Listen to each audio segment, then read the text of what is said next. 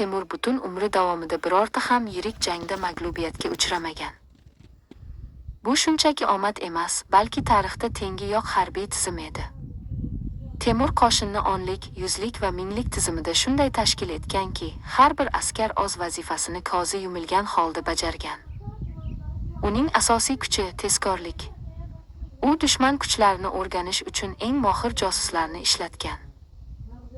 Jang boshlanmasdan avval raqibning ruhiyati va taktik zaifliklarini bilish Amir Temur uchun g'alaba garovi edi. Eng katta qiyinchilik, katta masofalarni qisqa vaqt ichida bosib o'tish va dushmanni kutilmaganda dogda qoldirish bo'lgan. U qo'shinni shunchalik tez harakatlantirganki, dushman hujum qayerdan kelayotganini anglamay qolgan. Uning tug'ma yoki o'rab olish taktikasi nafaqat kuch, balki aql va sabr-toqat mahsuli edi. Temur jang maydonida shaxmat o'ynagandek har bir yurishini oldindan hisoblab chiqqan. Uning harbiylari uchun intizom qonun darajasida edi, xatolik uchun kechirim bo'lmagan. Aynan shu qat'iyat uni jahon tarixidagi eng buyuk sarkardalardan biriga aylantirdi.